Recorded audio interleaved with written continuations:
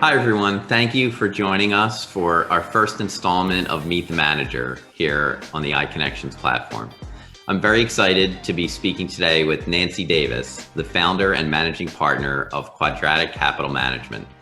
Nancy is a leading expert in fixed income and volatility investing, and she has been recognized as one of the 100 most influential women in U.S. finance, as well as a rising star of hedge funds. She is the portfolio manager of Quadratic's interest rate volatility and inflation hedge ETF, which has had great success as a fund within the iConnections platform. Nancy, thank you for joining us today. Great to be here today. Great. Well, it's great to have you. It's very exciting for me to be able to highlight a manager who has actually had a very long-standing relationship with me and several of the folks in my firm. You have worked with us for many years, and we very much appreciate your support for us here at iConnections. And we're thrilled with the success that you've had on the platform and just in your business overall in the last year. So thank you again for doing this. Well, thank you for your partnership. Absolutely. So just to get started, I'd love to know a little bit about what it was that was kind of the motivating force behind starting Quadratic. You obviously had a really interesting career and had stops at several, very prestigious firms. But what was it that sparked the interest in striking out on your own? So I started the firm in 2013, and I have always had a very differentiated investment style. And I think it was really just kind of getting the confidence to believe in myself and kind of quitting your job and starting a firm and investing in your own business. It's a pretty, a leap of faith thing that you have to do. But I definitely felt very confident that I would be successful with it. And sometimes in life, you just have to go for it. And I definitely try to encourage a lot of people to taking that initial step is usually the hard part, to feel comfortable enough to take the risk. But I definitely think it's something, even if the business doesn't work, it's something that I encourage everyone to try because it's such a great experience starting your own firm and running your own business. For sure. And I'm sure it was very different for you having made stops at firms like Goldman Sachs and AllianceBernstein and Highbridge. Was there anything specific that you can identify that you learned at any of those stops in your early career that enabled you or not enabled you, but that you were able to apply to Quadratic that you think was key to your success there? Definitely. I mean, all of my previous employers were wonderful firms, and I am grateful for the mentorship and training that I received. I spent the majority of my career before Quadratic at Goldman Sachs. I was at the firm for almost a decade, and the majority of my time was on the prop desk. Now they don't have those anymore, but back then it was investing Goldman's own capital, not client money. And the way that we invested back then was using long options, fully funded options. So you had defined downside, and you could essentially stop loss your position when you initiated it, and then have an asymmetric payoff potentially when the investment worked. So I think those very early day building blocks, in the early 2000s, I became the head of credit derivatives and OTC trading for that internal prop team in, I believe it was 2003. And ran the group for 5 years. So it was definitely a tremendous opportunity to kind of build what later would become Quadratic's investment style. Yeah, Goldman has certainly served as an amazing training ground for many PMs in the industry, for sure. So one of the things that is super interesting to me is the success that you've had during this pandemic. So I'm just curious when, so here you are, running your fund business, trying to make a go of it. And then this, COVID hits in March of last year. What were you thinking about the future of your business at that point in time? Because I'm sure that was a scary moment for you, as it was for many, many small businesses. Well, fun fact is Quadratic was actually the last firm to ring the closing bell on the New York Stock Exchange. So when you look at the worst down day since 1987 in the stock market, it was the day I was up there. That is super cool, by the way. If you Market Watch did a good article on it. If you Google my name, and it's called hottest ETF of the coronavirus, you'll see that picture. I wore my lucky green dress, and this is a real thing. When I was interviewing at Goldman, they're pretty notorious for having lots of rounds of interviews. And my first round of interviews, I wore this green dress. It's very stretchy, so fortunately, it still fits me. It's a great thing.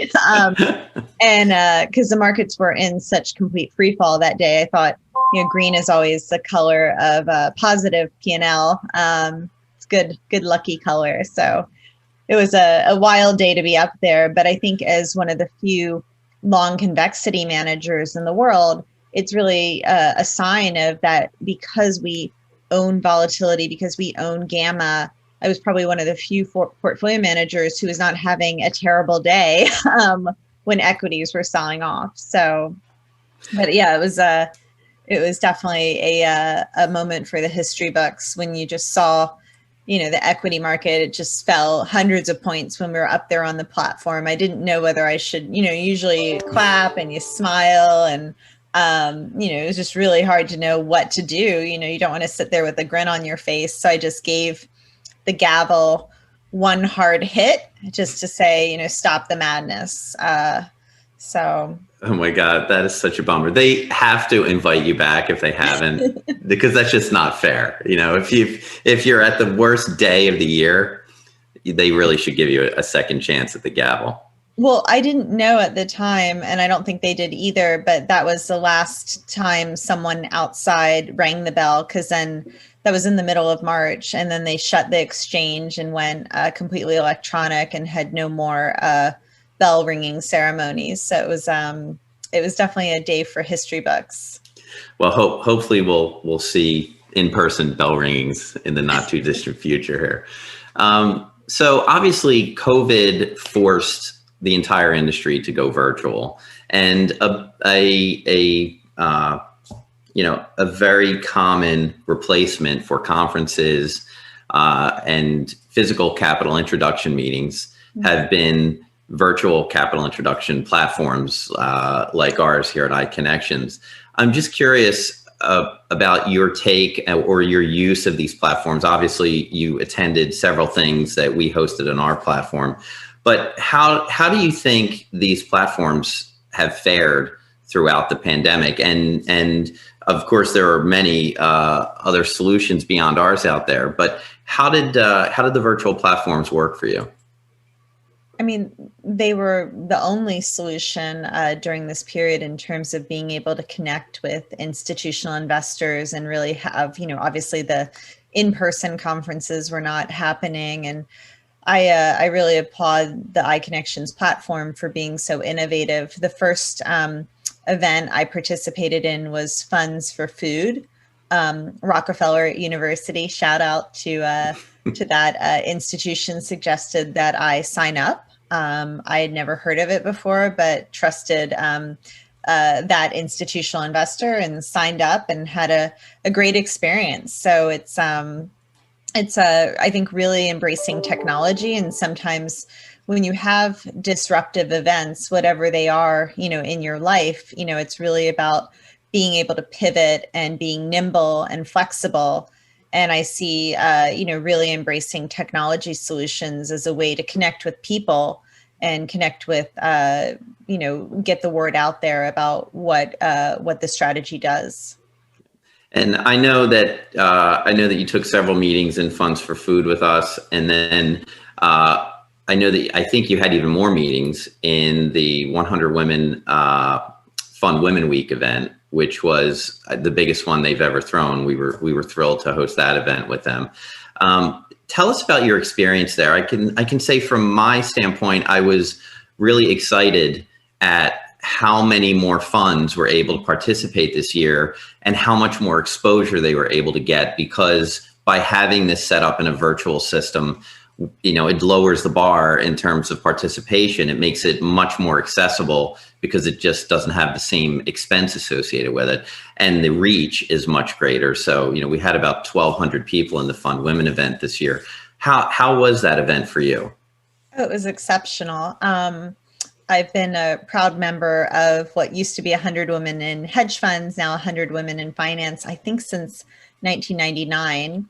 And I've attended all of their CAP Intro conferences. I think the first one was in San Francisco in 2014. And typically they were 1 day or half a day events, whether they were in California or New York.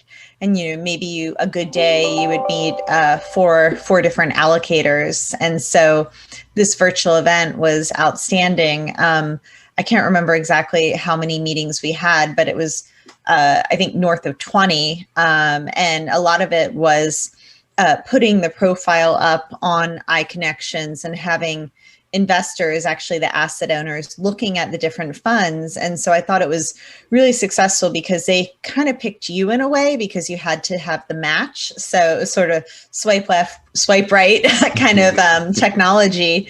And so I think when you had meetings and you made connections with people, they already knew a little bit or were interested in what you do or what the strategy does. So I think it was a really successful event, and definitely the best that I've ever attended through 100 Women in Finance. Well, that's great to hear, and we were thrilled to support it. And of course, we'll be supporting it again this year in September. So this year upcoming, we have Funds for Minds, which is the next iteration of Funds for Food. We're supporting mental health as the charitable focus this year. That'll be for the month of May, and we're thrilled to have you participating. So you had more success than most funds in 2020. I mean, you've really had a tremendously successful year in terms of fundraising. What do you see as the future now that, tens of millions of people, soon hundreds of millions will have been vaccinated? The vaccines are, the rollout is finally, I think, hitting its stride and reaching, the vast majority of people who want a vaccine. What do you see happening for the second half here of 2021? Do you see yourself back at physical events? And do you see a combination potentially of virtual and physical? And is there a role for virtual sort of in perpetuity here, given how this sort of became, so widespread? Yeah, well, starting with your first part of the question, 2020 was an incredible year for our strategy because we had so many different market regimes in 2020, whether it was extreme risk off in the month of March or whether it was extreme risk on in the later recovery in the year. And so I think it really gave us a perfect platform to show what the strategy can do. And I'm very happy because I've all had positive performance in all 4 quarters of 2020. We actually outperformed the treasuries that we own inside the portfolio in the month of March. We own inflation protected treasuries, which were down in March, but our fund overall was up because of our interest rate volatility and inflation hedge that we add on top.